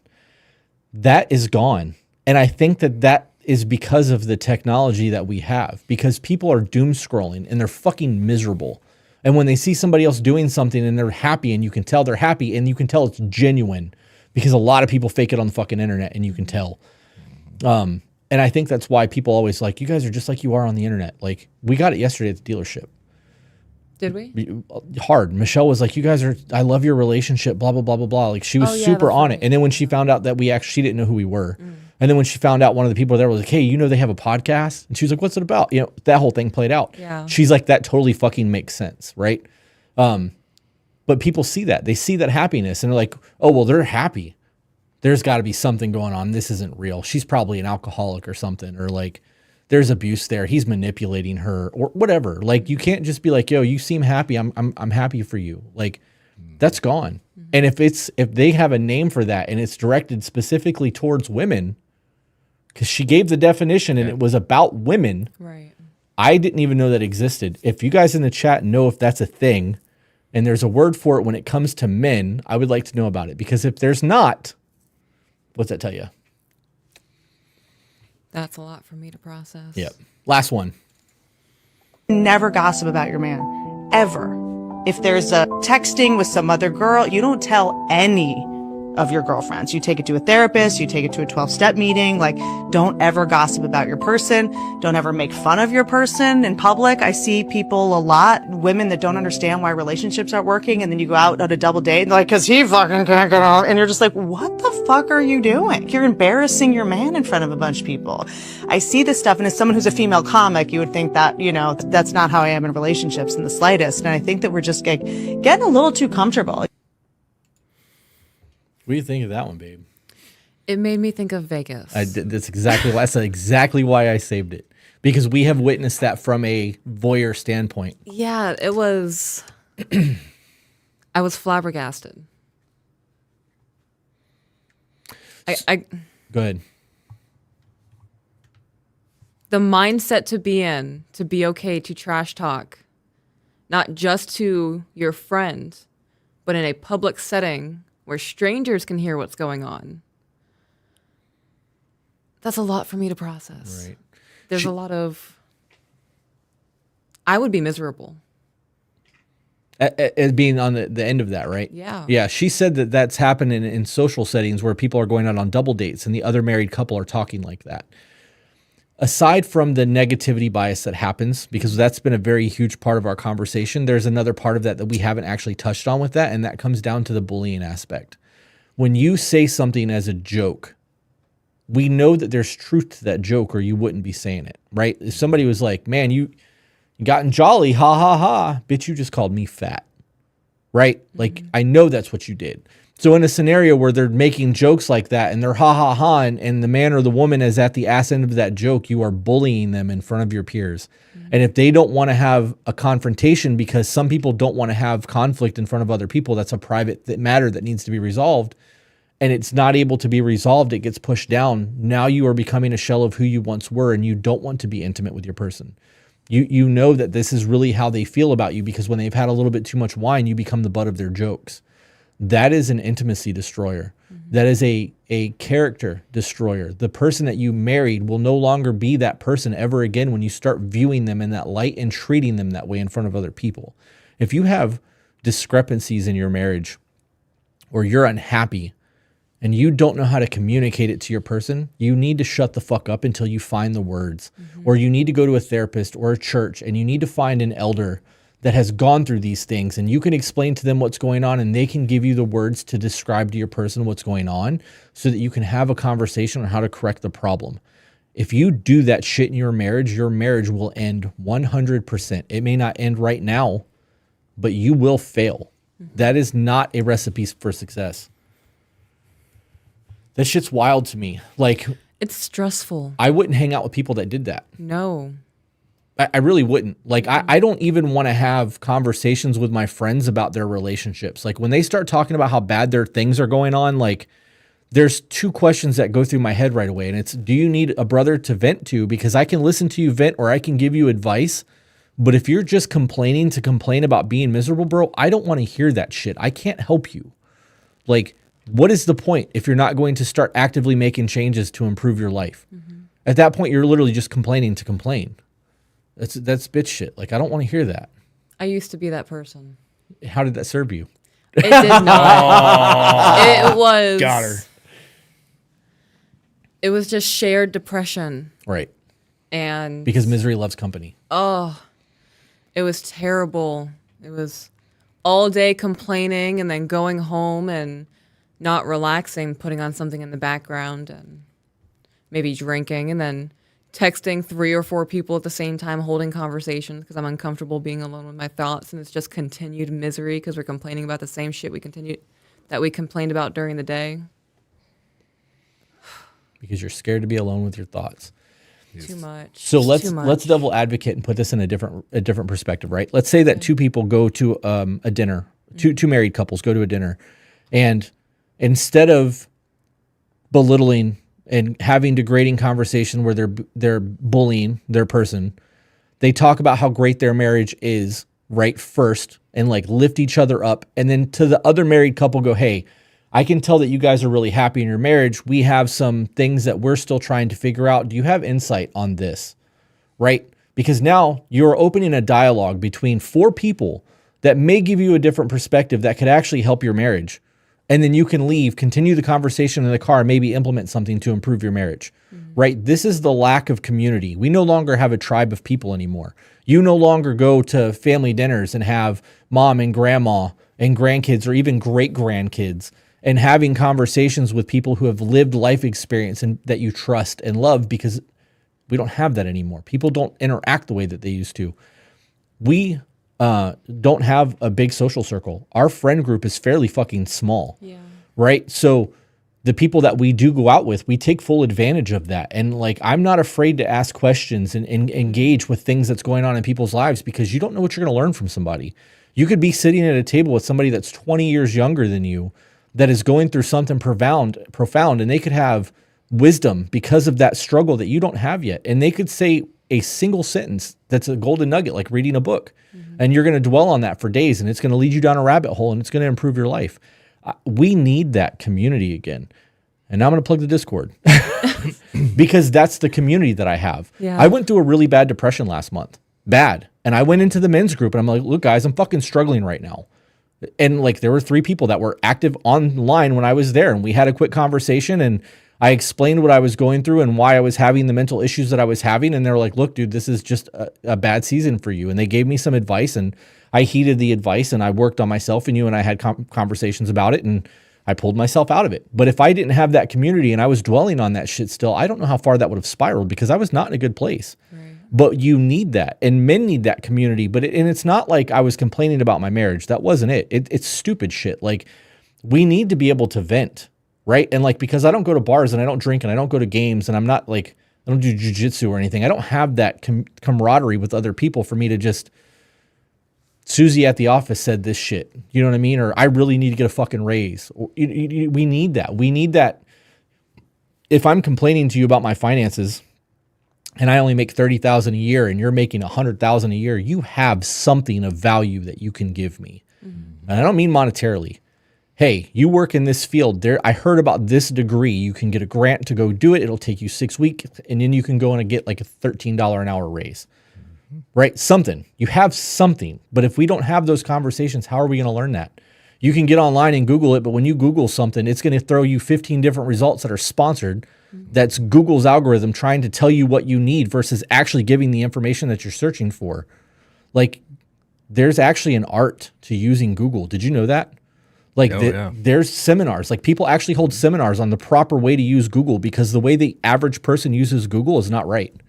You're not going to ever get the information that you're truly seeking off of Google. It's going to give you what you think it wants. And if you're logged into like Google Chrome and you're using Google that way, it will filter like an algorithm, like an Instagram feed, and it will curate the responses that you get. And if you log out or log into a different account and search the exact same word phrase, you will get a different set of results. Real shit. I'm uncomfortable. Yeah, it's just the way that it works, though.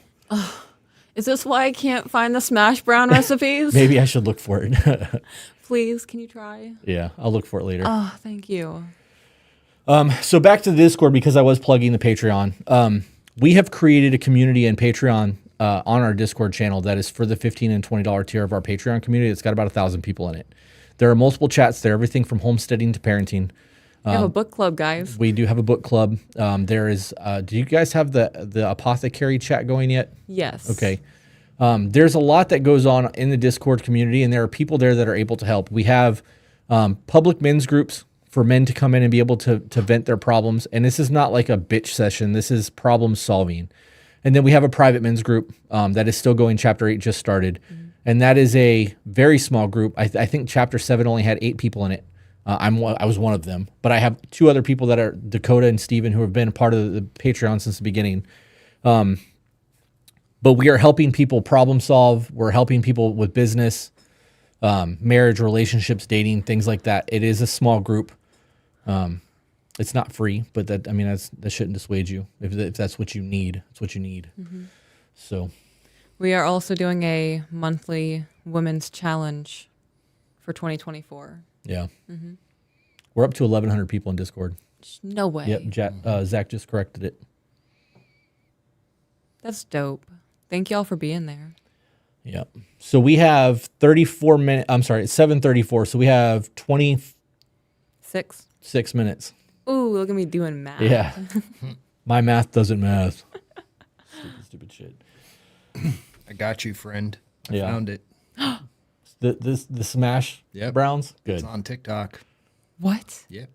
Oh, I've been looking on TikTok for days. Yeah. Well, TikTok also curates your feed. Yeah. So they were like, they don't want Peaches to have this recipe because it brings her happiness. Because misery loves company. That's the only thing I eat there. I get like 8 of them. What? Oh, they're so good. Oh, man. Somebody just asked, what's the first challenge? Is there like a monthly challenge that you've got going on? I just so excited for the monthly challenges. Yeah, you just said that. What is the monthly challenge? Did you not did. process it? Yeah, I'm still processing a lot. There's a lot going on in my head right now. Okay. Because I actually am going to start. We're starting in February with monthly podcast challenges. Remember that we did that one already, and I don't remember what it was. I have it saved on the computer because that one hasn't aired yet. Okay. I don't remember either. Oh no. Okay. Oh gosh, Discord's so big. Oh, look at Janae, you're so great at creating Discord channels. It's just right there, Women's Monthly Challenge. There you go. You know what I want to do? I think I want to try to find a way to give somebody like a year subscription to Patreon.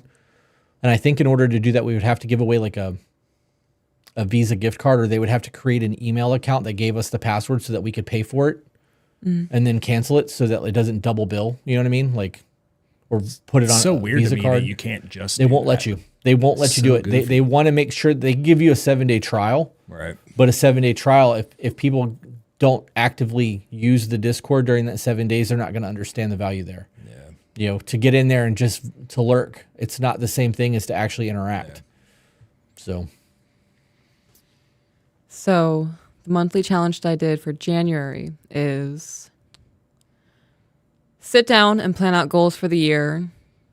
Rest assured, some may change and that's okay. Include any goals you want, but ensure that you include at least 3 personal goals outside of work, family, etc. And at the end of January, we can share what we have written down if y'all are comfortable with that. And people started posting theirs. I ended up posting like 6, I think. So what are your top 3? Let me see, where did I type it out at? I know my apothecary is one of them. Reading more. Where is it? Well, you're already doing both of those. Yes. What did you talk about the book you were reading right now? No, I did not. Okay, give the third one and then get into that, and we'll read Supers and call it a night because we got to do the Patreon live at 8. Where am I at?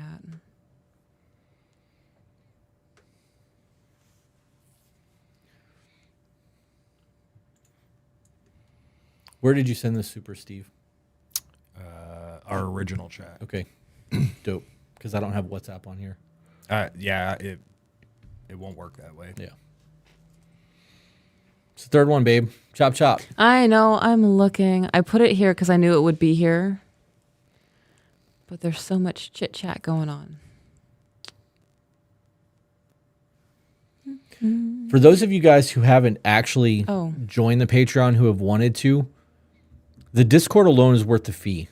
$15 a month is 50 cents a day. Like, it's really not that expensive. No. And the community that has been built there is worth every fucking penny. Like, there's photography channels there. Everybody is active. Like, they may not be active all the time, but there's always someone on there. I've seen people having chats at 3 o'clock in the morning. Like, I wake up to like 50. I'm more of a lurker. Yeah. But I'll wake up. There's 50 notifications in this channel. Yep. 25 here. Yep.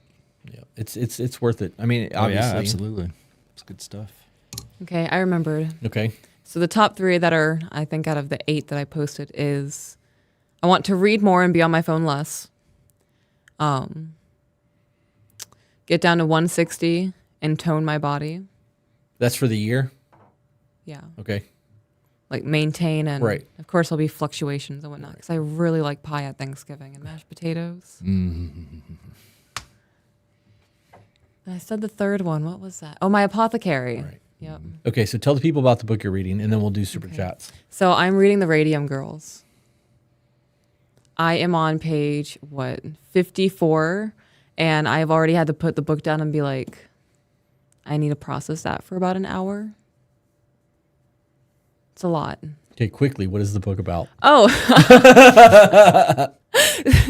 So it's about women. It's really young girls as young as 11 years old who would work in the radium dial factories where they had the lip dip paint method. So they would ingest the radium and it was promoted as healthy and it's super dope and really great. And the company that was employing these women were putting out articles of it might not be really good to ingest this, but we're not going to stop them. Right. And it's about the fallout of that and how women's bodies deteriorated. It was.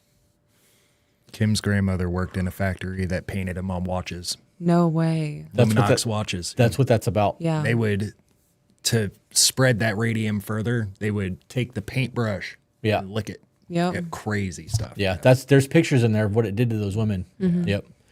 All right, super chats. Zach said, drinking game. Every time Chris says fuck or Peaches touches her microphone. No way. Have I been doing it this whole time? I don't know. I mean, if that's the case, there's probably alcohol poisoning. Des Clan became a member for 10 months. Yep. I've been a member on here for almost a year, so he did another 10 months. Blind Bat said, happy Sunday. Hope you all have a wonderful evening. Lorraine is back, member for 9 months. Hey, guys, I appreciate your stance. I'm doing well. Thank you for your education and openness about how to be better. I am thankful for you beyond all. I see you beyond... I'm seeing you being beyond influence than others. I see you being beyond influence than others. I don't know what that part meant, but I'm glad that you're thriving, Lorraine. You've been here for a while. We watched you struggle in the beginning, and you really seem to have found your footing, and it's cool to see that shit. It's dope to see the growth. Yep. Curtis Phillips said, let's talk about independent women. Why should we over-celebrate being a responsible adult? It's expected of men. Why not women also? It is expected of women also. And we've actually been harping on that for probably 3 months now about how we're just going to call it adulting because you're not an independent woman. You're an adult. Congratulations. You're doing the same thing everyone else is. It's so hard and stressful. Yep. It's a narrative. That whole point is divisive. And people who do that, they're doing it to further create a division between men and women. I don't need no man. Well, we don't really need you either. We want you, and there's a difference. And There is. Right. Jam G84 said, recently realized that I need to go very low contact with my mom for my own trauma healing. Any advice on how to navigate life? Set those boundaries. Yeah, you need to send an email because navigating life is a very different conversation than going low contact with your mom. Yeah. I am somebody who had a lot of abuse and a lot of drama and shit with my mom, my biological, and not having her in my life has made my life infinitely better. And I have found that not having to deal with the stress and the shit that comes along with that has actually made my triggers and my trauma responses much, much less. And real quick, just to drive that point home, my cousin recently came back into my life, and while he was here, he was interacting with my mom, and hearing the stories that he was giving me from the interactions that he was currently having with her fucked me up all over again. Like, I didn't realize how much that scarred me mentally until we started having conversations, and you and I had many conversations about that afterwards. But like, sometimes people don't need to have access to you. And it's okay to feel guilty about that because it sucks. Yeah. That's learned behavior, though. It is. Because we're taught that family over everything, right? Well, if family doesn't do over everything and you guys aren't connected, it shouldn't be family over everything. People don't have rights to access you and like to have that side of you. It's earned. It's no different than any other relationship that you're going to get. Just because you share DNA with somebody does not mean that you owe them something. Right. Darth Cinderin, just saying hi and hoping you guys have a phenomenal year and trying to speak it into existence for myself. Love this community and the support. Bro, you're going to have a baller ass year. I know it. We've had conversations with you. I think you're going to thrive this year. Yes.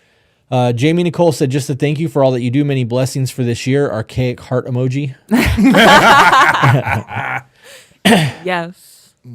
Sabrina said, Chris, Mike said he would like to pick your business brain the next time we come down there and hang out. I would have, you can get with Zach and have Zach give Mike my phone number, and I'll text Mike whenever. I like Mike. I genuinely enjoy talking to him. He's fun. You're such a people person. I love it. Well, no, that's not true.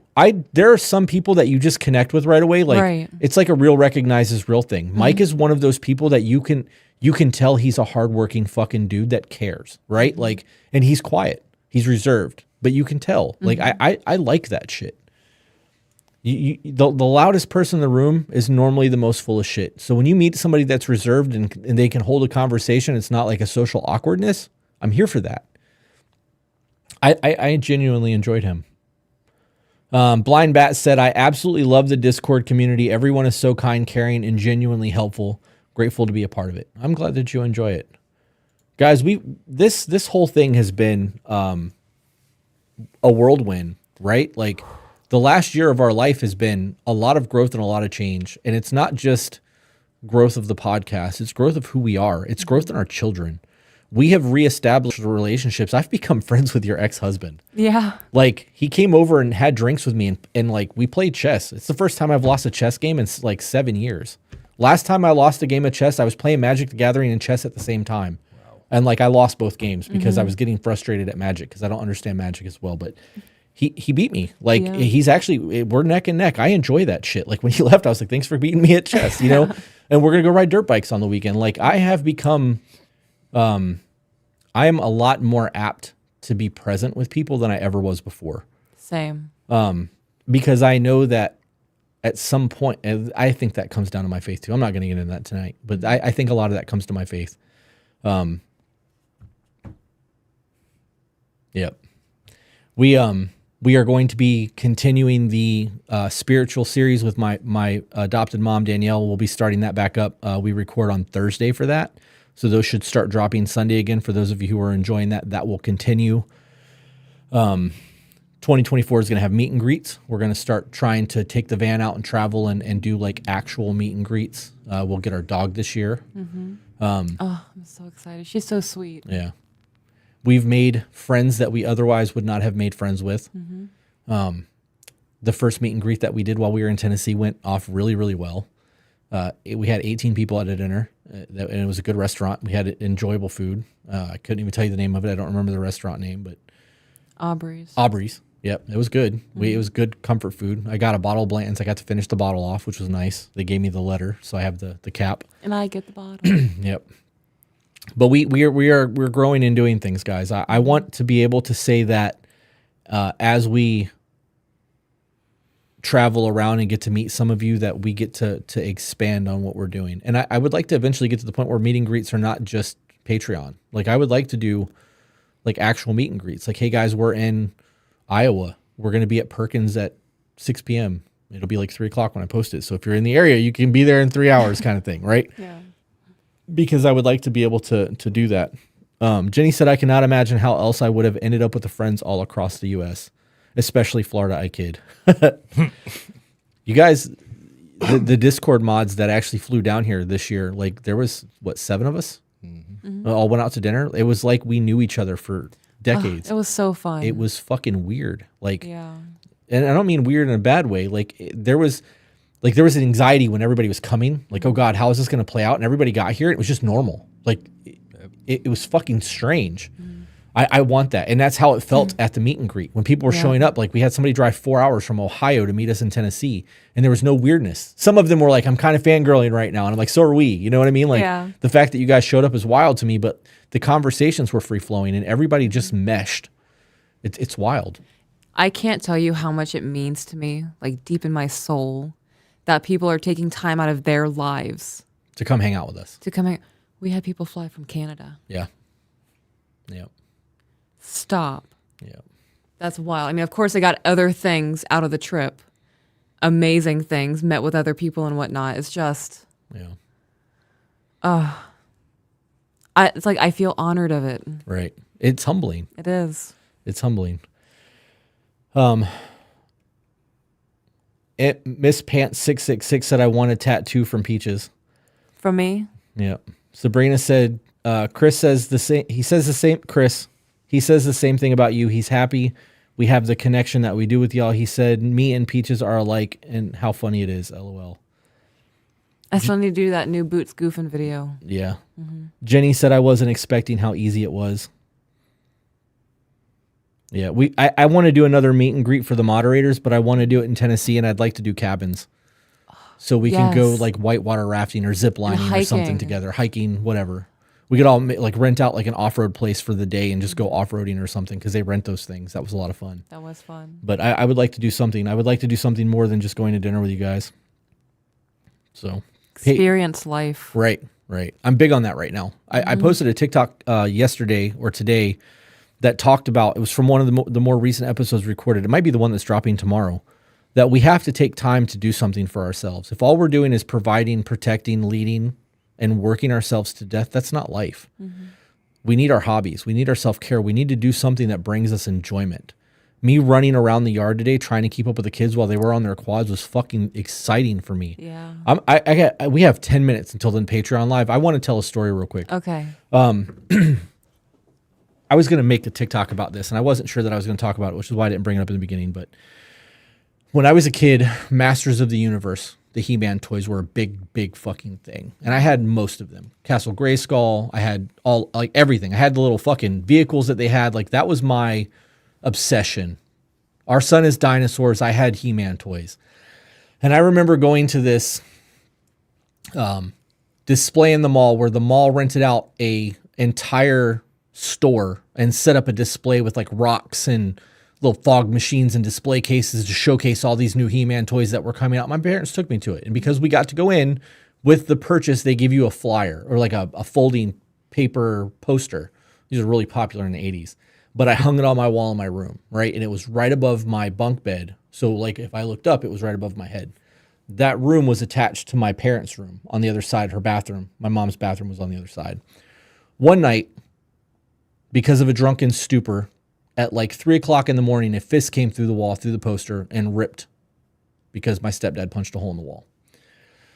And last night, I picked our son up from the couch and took him to his bed. And I had this whole ordeal, right? And I know that he's never going to have to worry about that type of violence being in either of the homes that he lives in. And like, I came out of the room after putting him down, he was right back out. Like, he didn't stir. And I was like, I wish that I could sleep like that, right? And I realized I don't sleep like that because of the childhood trauma that I've had of people being beaten in my house and all of the nonsense that's gone on. The coolest thing about our situation with those kids is knowing that I get to be an influence and I get to change the outcome for another life, right? In a way that like I didn't get. And I'm not saying, like, I'm not throwing shade at my parents for this. This is not about that. But to have those things happen when you're the age of our son or our daughter, like, that is something that will stay with you forever. And when, you know, if you are abused, you may not like being touched. Like, there are things that will stay with you for the rest of your life, and you're not going to be able to get over that. And I realize that my sleep issues comes from my childhood because it was constant as a child. And I know that as the protector and having these kids in these house, I get to be that for them, to make sure that they can still sleep safe at night. And watching them run around and crash their quads and do all of that, and me get to be a part of that, is an honor, right? So people always want to, you know, you're a bonus dad and blah, blah, blah. Like, I am. And I'm not trying to replace Brandon. Like, he's a good fucking dad.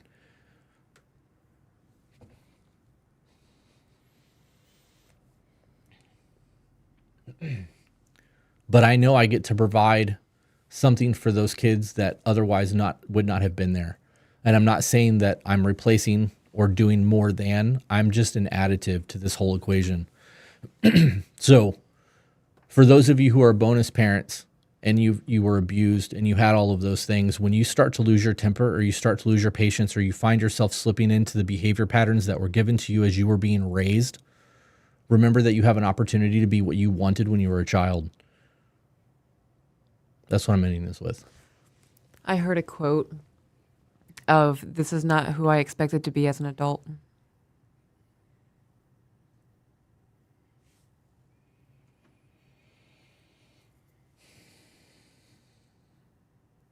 Yep. Well, we have to go live in 7 minutes and I need to compose myself. I want cheese fries. So with that being said, guys, if you are part of the Patreon, we will see you in a few minutes on the Discord or on the Patreon live. If not, you have time to sign up for Patreon and join that live. Real quick, we have super chats. One last. Death's Clan said, "Spatchcock pig, when you come see me, just saying." I don't know what that means. Spatchcock. Spatchcock? What is that? Oh, is that like rip its spine out, flatten it out, cook it? Oh, wow. Yeah. Word. Yeah, it's a new phrase. So good. That is a new phrase. Yep. All right, guys. We will see you guys on the next one. All right. Bye, guys.